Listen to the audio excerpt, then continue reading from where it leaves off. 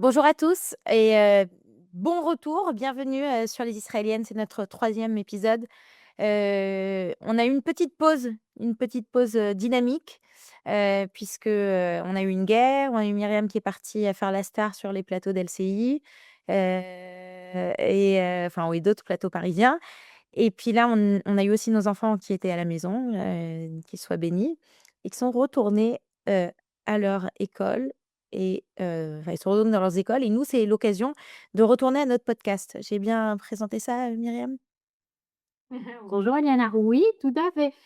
J'ai envie de dire aux auditeurs qui ne le savent peut-être pas qu'on a 7 enfants à nous 2. Je me faisais la réflexion, hier. Ça fait 3 et demi Et chacune. tu que 3 et demi chacune. La plupart de nos discussions quand même commencent beaucoup par, «Est-ce que tu as bien dormi et qui est malade chez toi?»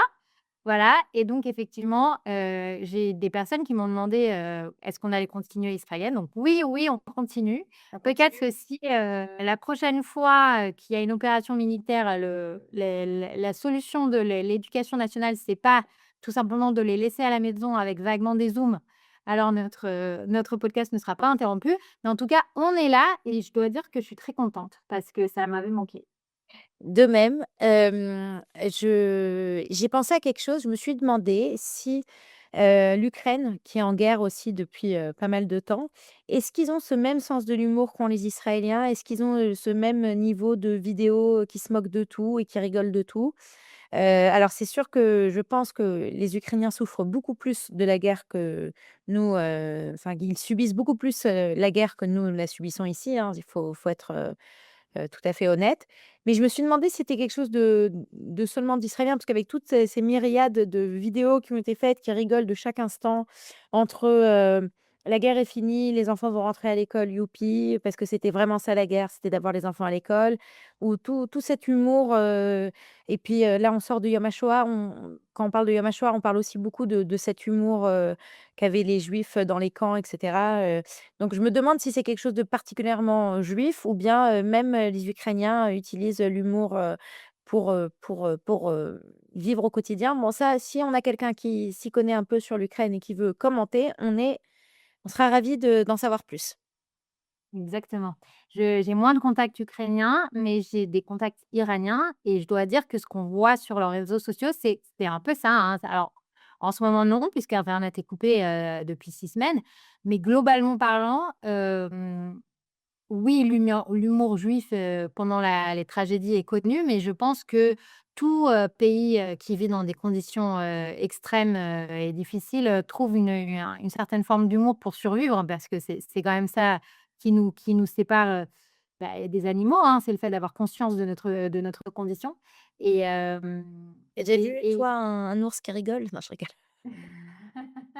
et donc vraiment je pense que c'est aussi le point commun, tu sais, on va parler d'Iran aujourd'hui, on va parler de Liban puisque c'est l'actualité évidemment et je suis très frappée par ce que je vois sur les réseaux, à la fois de la part des Iraniens, à la fois de la part des Libanais.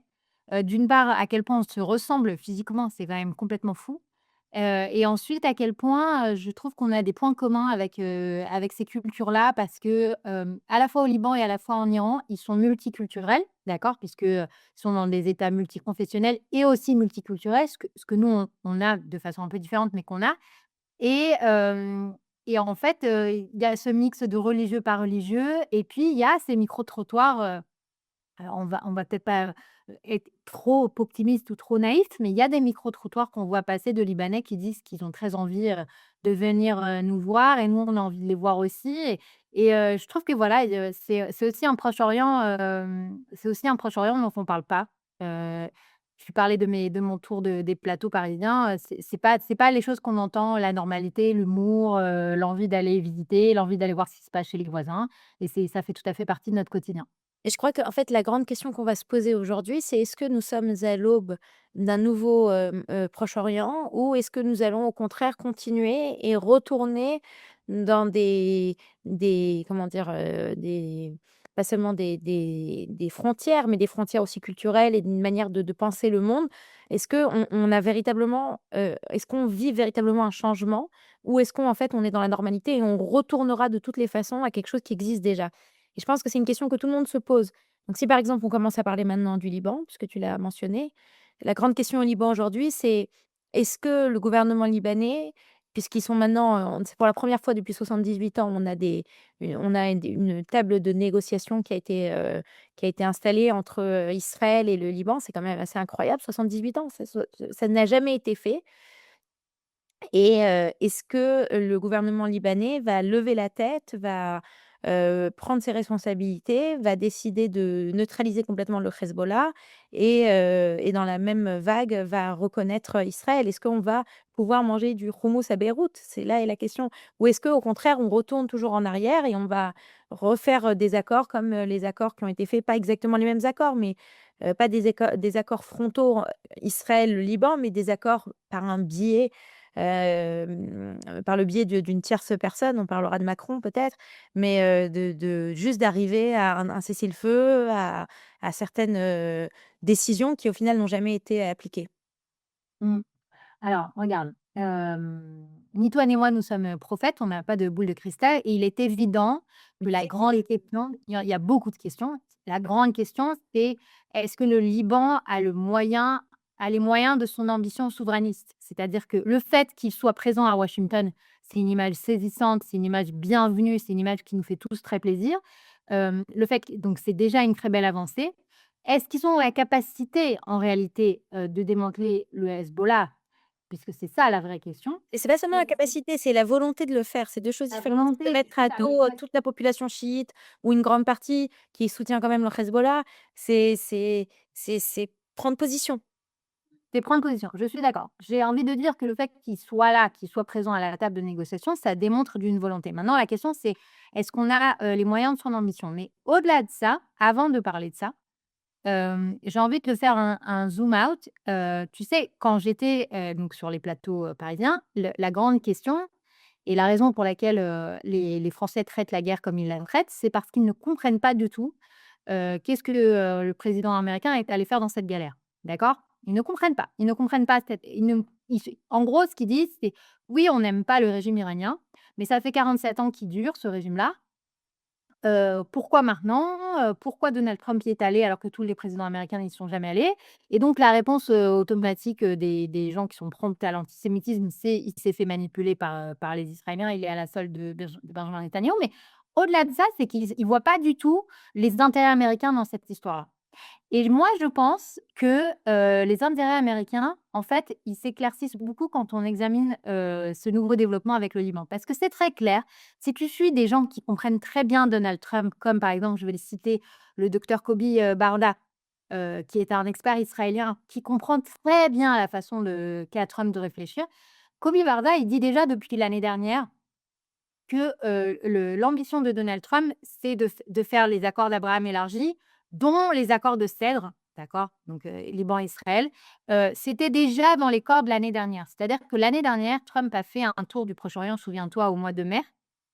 Il n'est pas passé par Israël d'ailleurs à ce moment-là et il s'est vraiment positionné comme: «Je suis un faiseur de paix, je suis là pour, créer une nouvelle ère au Proche-Orient» et c'est des choses qu'il a répétées au moment du cessez-le-feu avec le Hamas et c'est des choses il se positionne vraiment tu sais, il y a cette, pardon si je fais des associations d'idées, mais il y a cette photo, scandaleuse qu'il a publiée sur son réseau social, où il se compare à Jésus cette semaine, pour les auditeurs qui ont pas vu donc qui il se met en mise en scène de confrontation par rapport au pape, avec lequel il a des désaccords parce que le pape s'est exprimé,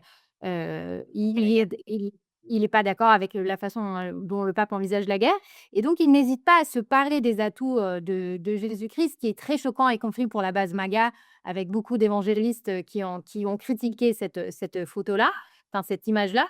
Mais je évidemment que Trump utilise toujours l'exagération, la métaphore, l'hyperbole et cetera et c'est le style du bonhomme, mais au-delà de ça, il y a cette vraie idée que Donald Trump est persuadé et ça beaucoup de gens autour de lui le disent, d'avoir échappé à sa tentative d'assassinat, lors de sa campagne électorale, avant sa réélection en 2024 pour, être un faiseur de paix, pour changer l'histoire mondiale et notamment au Proche-Orient. Il s'est vraiment exprimé là-dessus avec les hyperboles dont il est coutumier, hein, mais: «Je ferai la paix, la première paix depuis 3000 ans entre juifs et musulmans». Alors personne n'a osé lui rappeler que c'était pas 3000 ans, mais voilà. Donc dans cet état d'esprit-là, pour lui, il est évident que l'Iran est une partie du puzzle et en réalité, si on va plus loin que ça, il est évident pour lui en réalité, si on regarde la doctrine, des années Obama et ensuite des années Biden qui ont suivi, la doctrine, ça a toujours été: on limite l'Iran avec, l'accord sur le nucléaire, mais en réalité, en Isra en au le Proche-Orient, c'est Israël d'un côté et l'Iran de l'autre, 2 puissances, qui sont ennemies et donc on va essayer de maintenir un faux équilibre au Proche-Orient en limitant les Iraniens, mais pas trop et en limitant les Israéliens aussi, en leur demandant constamment des concessions sur le conflit israélo-palestinien et cetera et c'était l'idée que se faisait Obama d'un équilibre au Proche-Orient en disant: «Comme ça, je maintiens mon Proche-Orient sans trop de guerre, sans besoin d'intervention américaine» et ça, c'est aussi, l'idée de Biden. Et Trump, en fait, renverse la table et dit: «Non, pour avoir un Proche-Orient prospère, solide, stable, qui n'a pas besoin de beaucoup d'intervention américaine», parce que ça reste la promesse MAGA, hein, de ne pas intervenir, constamment, à l'étranger, qui sert les intérêts économiques, américains parce que Donald Trump est le businessman président, il s'en est jamais caché. Pour lui, ça va si les Américains peuvent se faire des sous en construisant des hôtels, sur les hauteurs libanaises, pourquoi pas? Ça fait partie du deal, de sa vision de ce que représente la paix. C'est la même chose à Gaza, hein, d'ailleurs. C'est pour ça qu'il arrête pas de parler de la fameuse Riviera et cetera.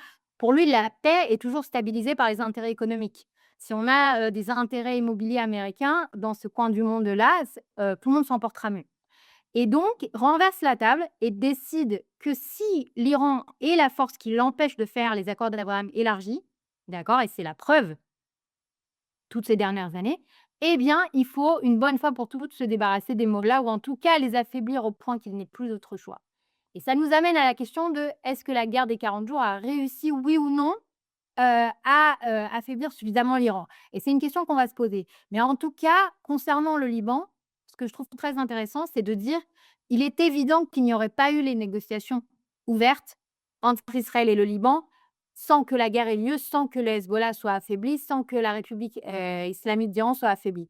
Donc on voit bien, je termine mon laïus, on voit bien, que la doctrine de Trump est à l'œuvre. C'est-à-dire que pour lui, la prospérité passe par un Proche-Orient modéré, débarrassé des islamistes, que ce soit les mollahs et ensuite, la question des extrémistes sunnites, pas encore franchement réglée. Mais pour moi, en fait, il est là l'espoir. C'est-à-dire que, j'y crois à cette vision. Pourquoi? Parce que les accords d'Abraham, tiennent le coup.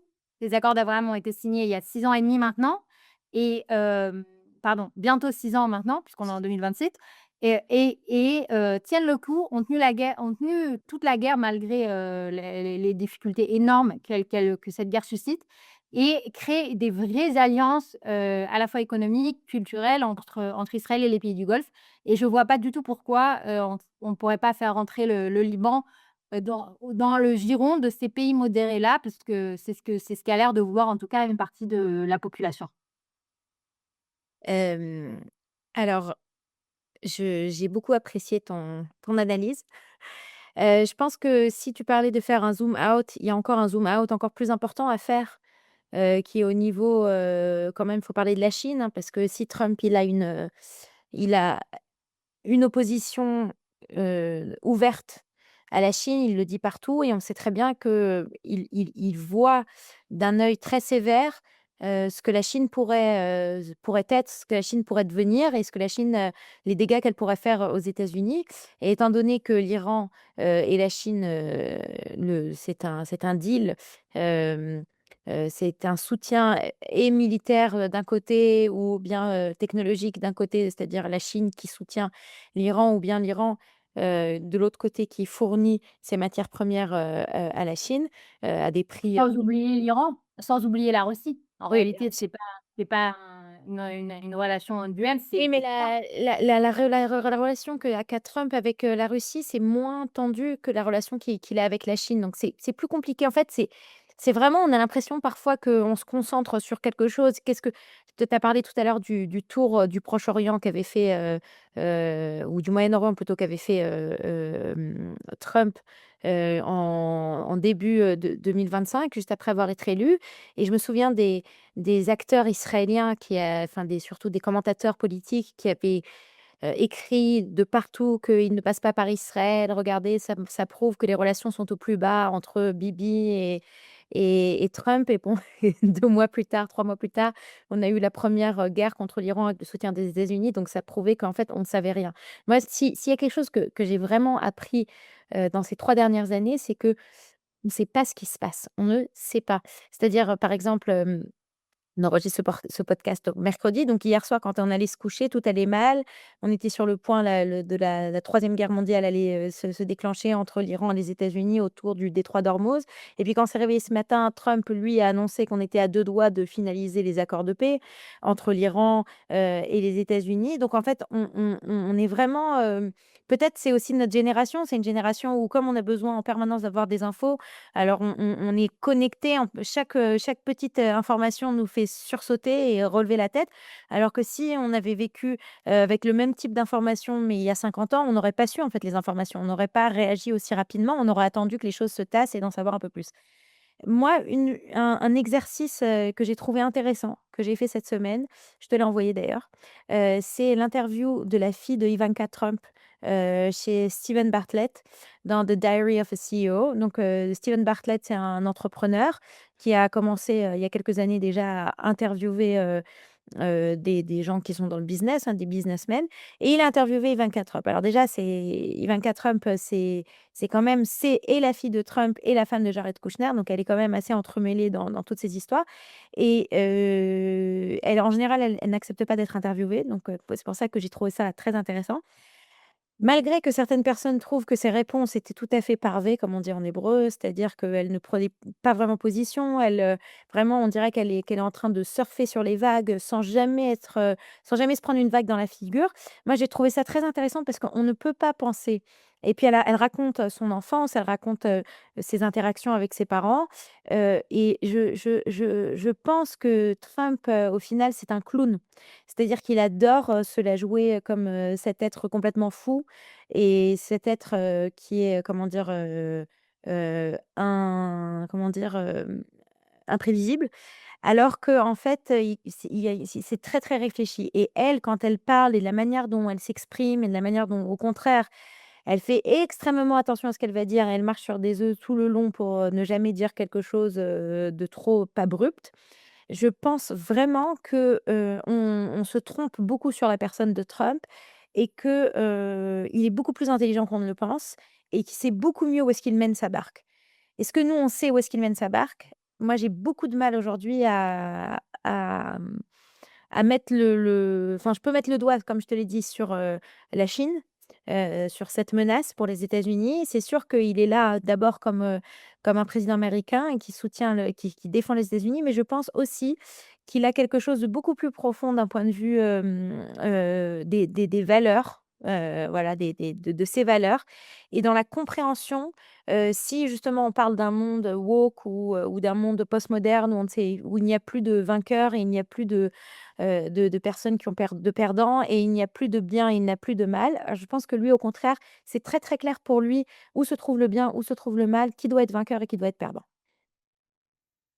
Je te rejoins complètement. Je suis entièrement d'accord sur le fait que, les gens qui se laissent avoir par, son hyperbole, permanente, ne s'intéressent qu'à l'écume des vagues et ne comprennent pas du tout qu'effectivement c'est une stratégie et que c'est une méthode de communication qui marche très, très bien parce que pendant qu'il est en train de rendre tout le monde fou, sur les réseaux sociaux, d'une part, ça occupe le cycle, d'actualité, ce qui lui permet en réalité d'être tranquille et de mener ses affaires.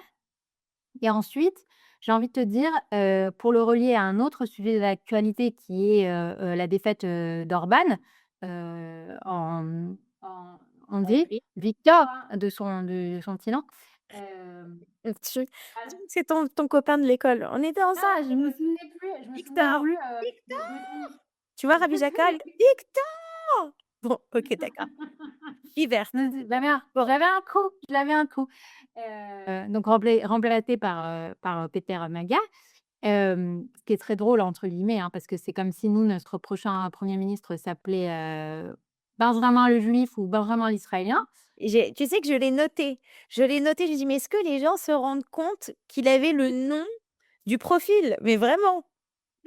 C'est très sympa, c'est très sympa. Mais une fois qu'on m'a dit ça, que je trouve très intéressant, alors il y a 2, tu vas on peut en parler de 2 façons de la Hongrie.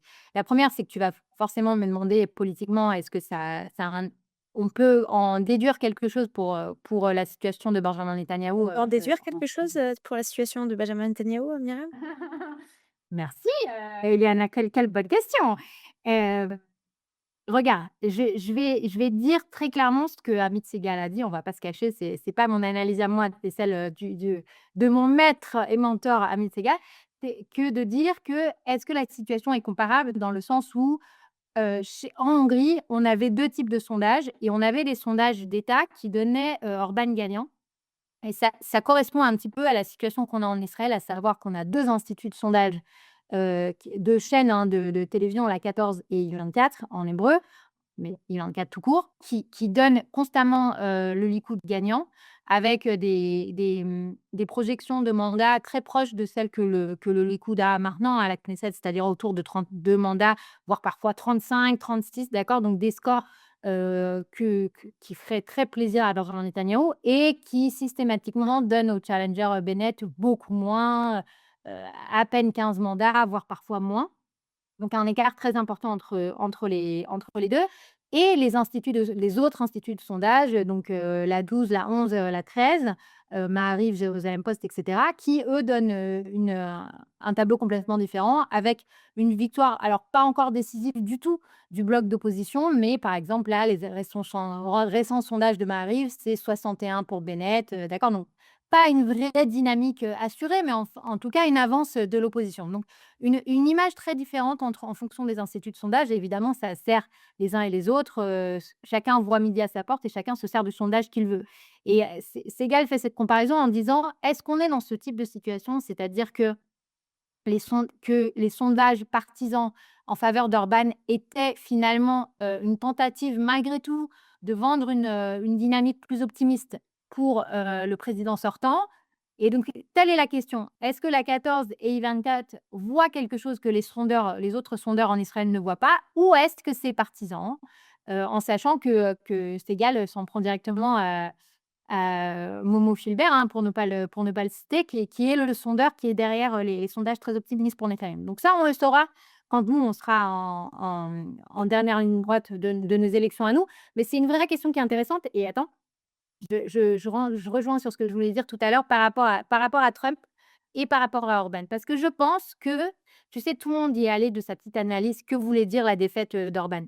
Est-ce que, c'est la fin du populisme? Est-ce que, c'est le retour de la Hongrie, au sein des démocraties, Et de l'Union européenne. européennes?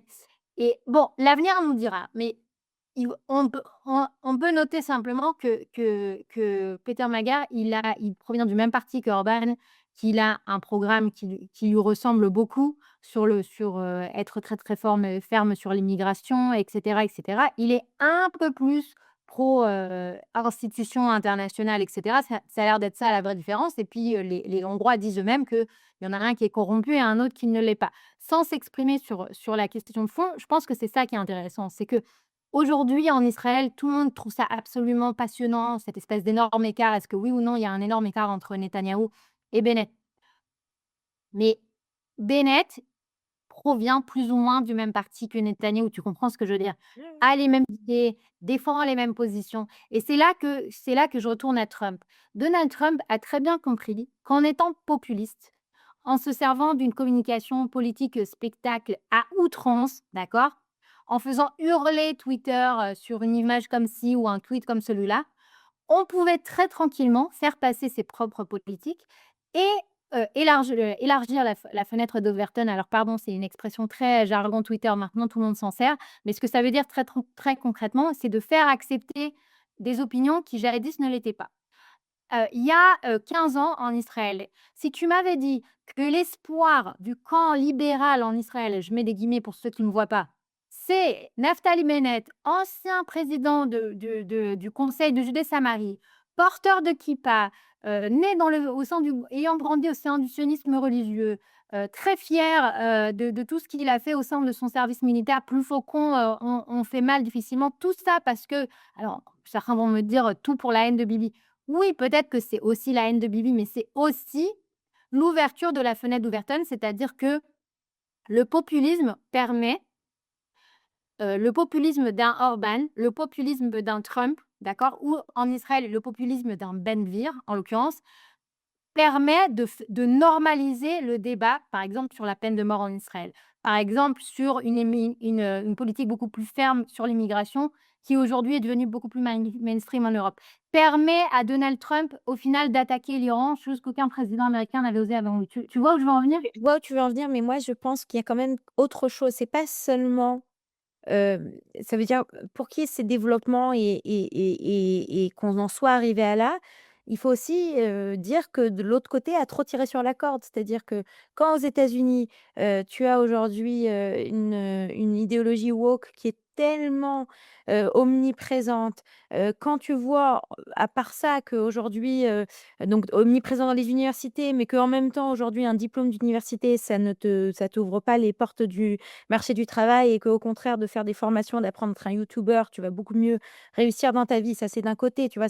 On a changé les normes. Quand tu vois en Israël que, on est arrivé alors qu'il y a 15 ans ou il y a 10 ans, tout le monde était d'accord, dont, Lapid, hein, qu'il fallait faire une certaine, réforme du système judiciaire parce que le système judiciaire avait quand même pris un petit peu trop d'indépendance et qu'il fallait un petit peu, tout rééquilibrer.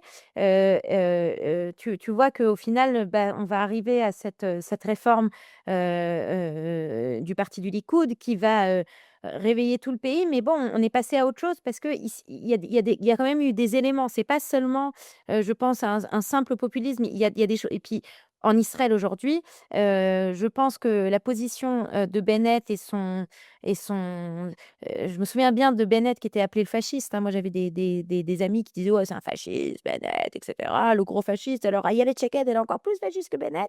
Bon et aujourd'hui, c'est leur cheval de course.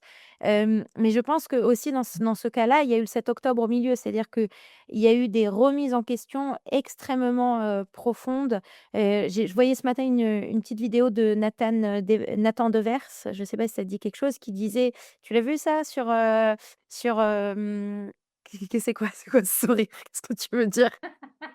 Non, parce que on a Non, pas qui Israël a s'attaquer besoin il disait qu'Israël a besoin de ne sait plus qui il est et a besoin de se redéfinir. Alors moi, je suis pas d'accord parce que je pense que c'est un regard extérieur et qu'au final ici, on se définit très bien, on sait très bien où on va. Pour le moment, on survit, c'est déjà un bon coup. Après, on verra, on n'a pas ce positionnement européen où on regarde tout de très loin et on a du temps pour penser. C'est pas tout à fait le cas ici. Mais je pense qu'au niveau de la définition de qui on est, l'État d'Israël se porte très bien et chaque jour se définit un peu plus. Mais justement dans cette redéfinition, eh ben, la définition, parce qu'on sait où est-ce qu'on va, c'est une définition qui repart en fait sur des bases conservatrices parce qu'on sait que ça tient plus que des nouvelles idées qui au final nous ont emmenés à nulle part et nous ont emmenés nulle part. Donc j'entends ce que tu dis sur le côté populiste, mais je pense aussi qu'il y a aussi, autre chose. C'est que, c'est comme quand tu envoies trop loin, je sais pas moi, si tu envoies, tu sais une balle qui est accrochée à un fil, alors quand tu l'envoies trop, trop fort, trop loin, elle va te revenir dans la tronche, mais encore plus le fort. retour, du pendule. Oui, oui, complètement, complètement. Je suis entièrement d'accord avec toi.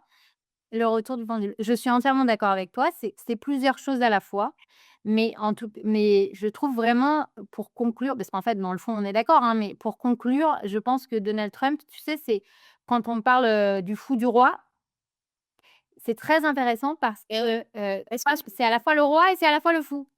Qui incarne vraiment les 2, c'est-à-dire, qui tout et on se rend bien compte en fait qu'il est pas du tout fou, qu'il représente très souvent, le consensus américain sur plein de choses, que les Américains l'ont aussi élu parce qu'ils en avaient marre justement, comme tu dis, des excès de l'idéologie progressiste et qu'ils voulaient un retour à la normale, mais que mais qu'en même temps, au Proche-Orient, où c'est quand même une région, il faut tout le temps, donner l'impression aux autres que tu es fou et que tu peux passer à la vitesse supérieure, il manipule constamment cette image et c'est très intéressant parce que j'ai l'impression que nous autres, comme tu dis, la différence entre l'Europe et Israël. Nous autres, au Proche-Orient, on comprend très bien que la plupart du temps, son langage, il est complètement allégorique, d'accord? Quand il dit qu'une civilisation va mourir ce soir, on comprend très bien qu'il est en train de faire semblant, mais au Proche-Orient, mais en Europe, mais en France, mais au Royaume-Uni, on s'offusque et c'est très intéressant, c'est-à-dire que finalement, Donald, Trump junior, fils de Fred, né et élevé à Manhattan, comprend mieux le Proche-Orient que beaucoup plus de gens, par ailleurs experts. Est-ce Écoute, on a fait le tour de Trump, non? On a fait le tour de Trump, mais moi je voulais, m'arrêter sur, te poser une question. Je voulais te Mmh. demander à quel point tu ressens ou tu penses qu'il y a une fracture qui commence à être, impossible à ressouder entre Israël et l'Union européenne? Très bonne C'est-à-dire question. que autant je vois que, comme on a vu là, Israël et les États-Unis qui ont vraiment, combattu, heu l'un avec l'autre, se tenant la main, hein, «kataf el kataf» comme on dit en hébreu, et je me demande Mmh. si, cette alliance, ne n'a pas encore plus signé, la mort en fait, de des alliances, européennes françaises et enfin européennes israéliennes, et je me demande aussi, c'est enfin j'aimerais savoir quelle est la différence entre ce qui est dit, mais ça on ne pourra pas le savoir, mais j'aimerais voir la différence entre ce qui est dit sur les plateaux télé et les contrats d'armement qui sont passés entre les pays européens et Israël. Parce que je pense que c'est encore plus c'est criant en fait, c'est une véritable, comment dire?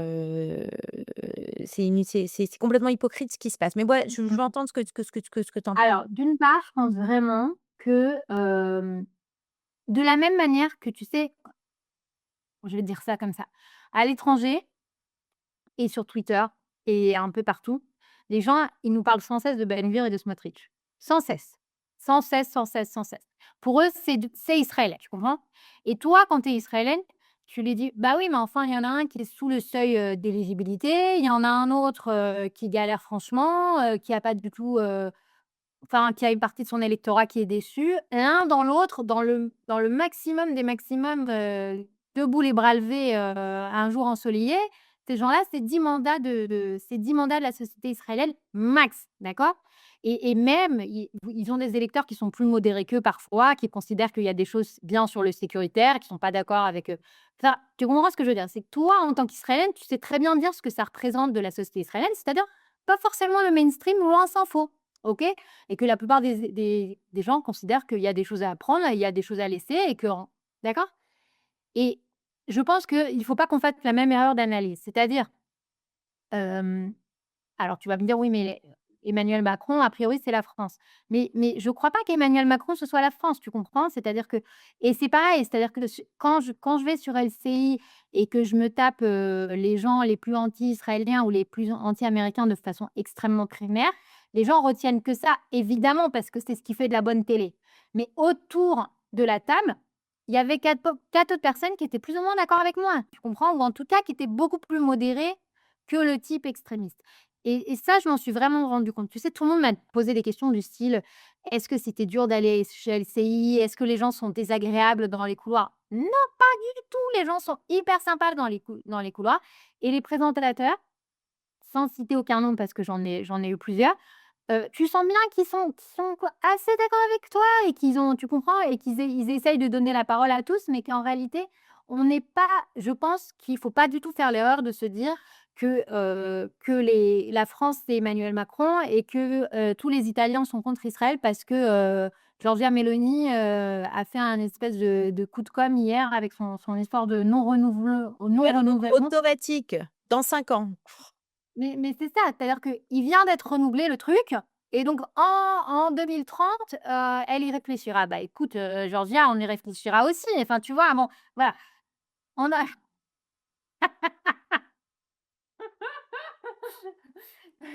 Il y a non mais Victor et Georgia qui sont dans un bateau et Myriam qui arrive. OK.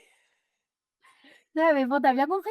Mais ça vaut ce que ça vaut. Mais donc c'est ça. Donc il faut pas nous faire l'erreur aussi, d'avoir le sentiment que c'est que ça l'Europe, parce que c'est pas que ça l'Europe et que oui, les politiciens sont obligés en permanence d'avoir les yeux sur leur base la plus radicale pour ne pas donner, pour tempérer la base radicale. Emmanuel Macron, c'est évident, pour faire une analyse, de politique française, en passant comme ça, c'est évident qu'il il a très peur que son héritage, lui qui avait promis qu'il éviterait les extrêmes à la France, mais que ce qu'il aura écrit dans les livres d'histoire, c'est Emmanuel Macron successeur, Marine Le Pen ou Jordan Bardella, d'accord? Il a très peur de ça. Donc qu'est-ce qu'il Et de fait? Il dire que son écoute successeur sera Mélenchon aussi, il devrait avoir ou peur de alors ça. même mais donc il essaye en permanence de donner un coup à droite, un coup à gauche pour essayer en permanence de contrôler, de mettre sous cloche, ces extrêmes. Mais moi, je crois pas du tout au fait que ça veut dire que les Français détestent Israël et tout ça parce que je reçois énormément de messages disant le contraire. D'accord? Donc il faut vraiment faire attention à ce truc-là. Ensuite, plus généralement, est-ce que les Européens ne comprennent pas de façon générale, hein? Tu sais, j'ai des gens dans mes DM qui me disent: «Oui, et l'humanité et vous faites quoi de l'humanité?» J'ai envie de lui dire: «Monsieur, en 1944, vous pensiez pas beaucoup à l'humanité, vous pensiez à votre survie, OK?»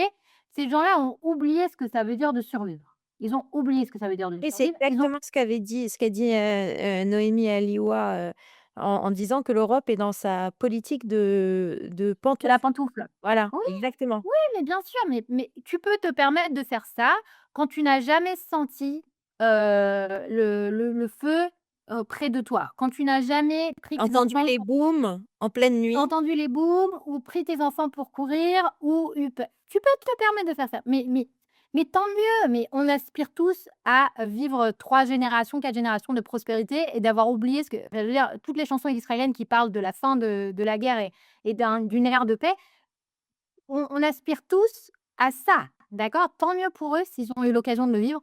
Je pense pas que ça va continuer éternellement. Tout le monde prédit un 21e siècle plutôt sombre pour les Européens, y compris l'armée, française elle-même qui annonce, un vrai affrontement avec la Russie et cetera, qui se prépare à des scénarios plutôt maussades. Donc moi, je suis très contente pour ces générations-là qui ont connu ça. Tu discutes avec les gens dans la rue en France, tu te rends bien compte qu'il y a quand même des gens qui te disent: mais alors, comment vous faites pour les missiles? Parce que moi, si on a un missile russe ici, je ne sais pas quoi faire. Je dis: «Madame, descendez dans le métro». Enfin, tu te rends compte, le genre de discussion qu'on peut avoir avec les gens.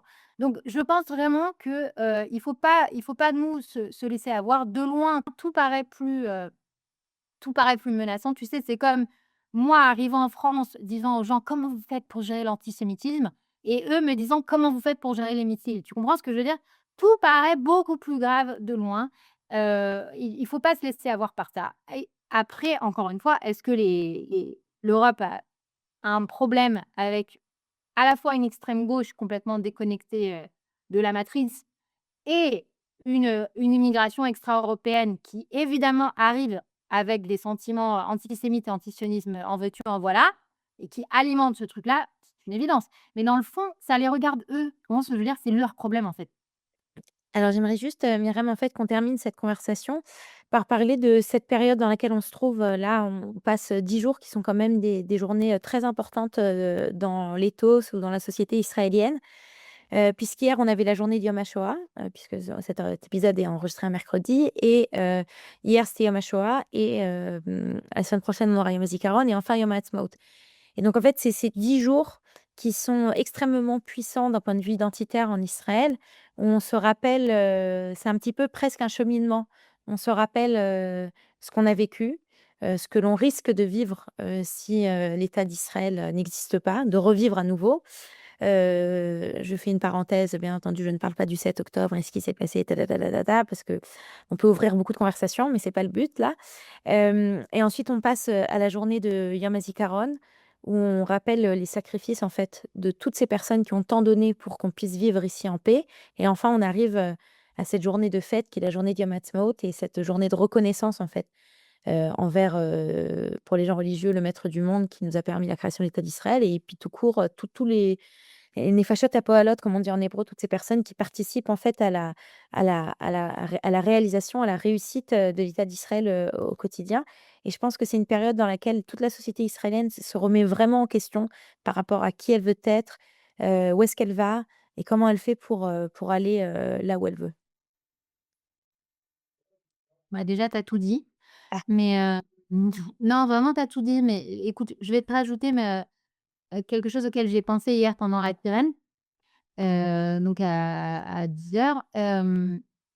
tu sais, tu dis, sans parler du 7 octobre, mais moi, justement, j'ai pensé au 7 octobre parce que d'habitude, pendant la j'ai toujours beaucoup, beaucoup de mal pendant Yom HaShoah de manière générale. Tu sais, tout le monde poste, quelque chose et moi, j'ai toujours beaucoup de mal parce que, je en tant que petite fille, de 2 grands-parents qui ont perdu toute leur famille, j'étais très, très connectée à la douleur de ma grand-mère qui a perdu, sa maman, son papa et sa sœur unique, qu'elle n'a plus jamais revue à l'âge de 16 ans. Depuis ses 16 ans et j'ai toujours été très, très, très connectée à cette peine-là, cette souffrance-là dont pourtant elle ne parlait pas énormément, tu sais comment c'est, mais je le ressentais beaucoup, donc j'ai toujours beaucoup de mal à mettre des mots, sur Yom HaShoah, sur la Shoah. Quand j'étais adolescente, j'étais même rentrée dedans, dans mes professeurs de pauvres français qui comprenaient rien à ce que je leur demandais parce que pour moi, le fait de parler, rien que parler, j'avais du mal, tu comprends? Et et donc en général, je passe la sirène à, un peu demander pardon à mes grands-parents quelque part, tu vois ce que je veux dire? Pour toute la peine qu'ils ont portée. Et hier, je me suis dit: «Purée, mais après le 7 octobre, c'est à la fois, plus facile avec énormément de guillemets là encore parce que je comprends mieux ce que ça veut dire d'être orpheline de toute sa famille à 16 ans puisque j'ai pu voir des Israéliens, mes compatriotes le vivre maintenant. Je comprends beaucoup mieux ce que ça signifie que en tant que petite fille dans les années 90 qui vivait dans une époque très optimiste et qui pensait que l'histoire de toute façon allait que dans un sens et que plus jamais ça. Aujourd'hui, après le 7 octobre, quand tu dis plus jamais ça, ça porte une signification différente quand même. Parce qu'on a eu l'occasion de se re-rendre compte ce que ça voulait dire une journée de Shoah par balle, qui est le 7 octobre pour ceux qui n'auraient pas compris ma référence. Donc à la fois, j'avais de la peine pour ma grand-mère dans le sens où je me suis dit: «On peut plus dire que c'est un événement qui appartient uniquement au passé et que ça n'arrivera plus». Et des gens se sont retrouvés aujourd'hui dans l'Israël moderne, des gens se sont retrouvés dans la situation de ma grand-mère, c'est-à-dire d'avoir perdu toute leur famille par des nazis antisémites, qui voulaient égorger du juif. Mais en parallèle, si je dois malgré tout en tirer quelque chose d'optimiste parce que ça reste ma nature, hein, c'est que je pense 2 choses. D'une part, pour le raccrocher à l'actualité, ça renforce la détermination, des Israéliens, de se défendre et qu'on a perdu une forme de complaisance qu'on pouvait avoir avant le 7 octobre, justement en pensant que tout ça relevait du passé. Ça ne relève plus du passé et on voit bien une nouvelle détermination israélienne, y compris, bah, tu vois, on n'a pas parlé des sondages, jusqu'à présent, mais les Israéliens ne sont pas contents de la guerre des 40 jours parce qu'ils considèrent que, la République islamique d'Iran n'est pas sur le point de s'effondrer. À une grande majorité d'entre eux, hein, presque 90. Et finalement, c'est positif, en fait, que les Israéliens pensent ça, dans le sens où les Israéliens ne se laissent plus avoir par des promesses faciles, comme ça pouvait être le cas avant le 7 octobre. Donc la détermination renforcée de se défendre vraiment et de pas se laisser avoir par le confort immédiat, comme les Européens justement, de préférer la sécurité immédiate à la guerre. Et la deuxième chose plus généralement que j'ai pensé que finalement, bah, c'est ça être juif. C'est ça être juif. C'est de pas avoir de sécurité, c'est de pas avoir, ce sentiment que rien n'arrivera à mes enfants, c'est pas avoir le sentiment que ça y est, que l'histoire est terminée, c'est vivre l'histoire tout le temps, vivre, des catastrophes régulièrement malheureusement, hem et malgré tout choisir la vie et malgré tout choisir l'optimisme et malgré tout choisir la détermination et le de regarder devant soi et de pas se laisser complètement broyer, par le chagrin et par le deuil.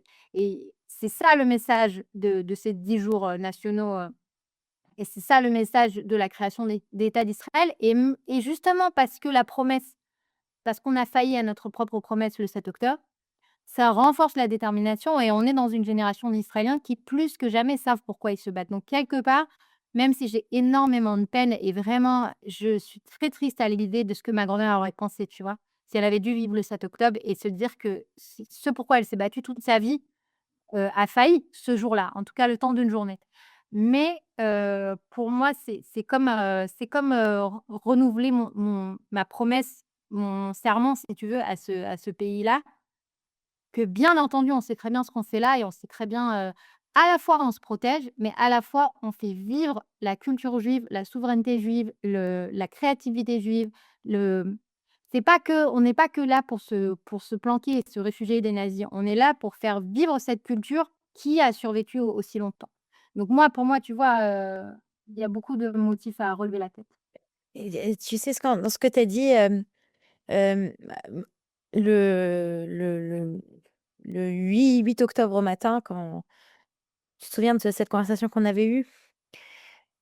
8 octobre au matin, Myriam, ou le 7 au soir, on s'est envoyé un message et Myriam, tu m'as dit: «Je ne sais pas comment le pays va se relever. Imagine-toi, 400 personnes ont été tuées d'un coup. Imagine-toi, les enterrements les uns après les autres, 400 enterrements, simultanés. Est-ce que le pays arrivera à se relever?» Et on en a reparlé C'est de cette vrai, on ne savait pas conversation. encore, hein, Voilà, on on savait pas encore d'abord qu'il y avait 1 400 ou 1 200 pardon et qu'ensuite, non seulement il allait se relever, mais encore, de façon encore plus, plus grande et il allait encore plus se redresser sa tête et moi, il y a quelque chose qui m'a accompagnée, si déjà on parlait de Yom HaShoah et du 7 octobre, qui m'accompagne, depuis le 8 octobre au matin, c'est l'histoire de mes grands-parents et le fait qu'eux mêmes ont perdu leur première famille. Mon grand-père, il a perdu sa première femme, son premier fils. Ma grand-mère, elle a perdu son 1er amour. Elle s'est cachée avec ses enfants, mais qui et ils ont perdu leur famille respective, les frères, les sœurs et cetera, en grande partie et le fait qu'ils aient continué à avancer, qu'ils se soient remariés, que mon père soit né, qu'ils étaient vraiment dans une optique de vie, voilà, dans une optique de vie, de continuer, d'avancer et je me suis dit à ce moment-là, je me suis dit: «Si le peuple juif est déjà passé par quelque chose de tellement grand et qu'ils ont réussi à avancer et ils ont réussi à ces hommes et ces femmes ont réussi à se remarier, à réavoir des enfants et ben, on sera capable de le faire» et je crois que c'était ça le grand message.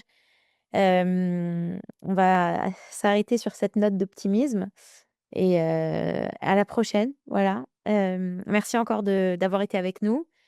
Et on aimerait, si c'est possible, à part, nous mettre des likes un peu partout et nous follower, nous suivre, si vous avez des questions, s'il y a un sujet qui vous taraude dans la société israélienne, dites-le nous. Écrivez-nous, on sera ravis de peut-être aiguillez-nous, dites-nous, ce qui vous intéresse. On sera ravis de s'atteler au sujet. Voilà. ouais et puis, en là, on a été prise par la guerre, donc évidemment, on commente l'actualité, mais ne pas oublier qu'on a commencé le podcast en réexpliquant la base du système, politique israélien et on retournera, à ces sujets-là, dès que l'actualité nous le permettra aussi. Et on espère que le numéro 4 sortira avant le retour de la guerre. Mais bon, ça, c'est pour une autre histoire. Allez, à bientôt. Bonne journée. Bye Al bye. Au revoir.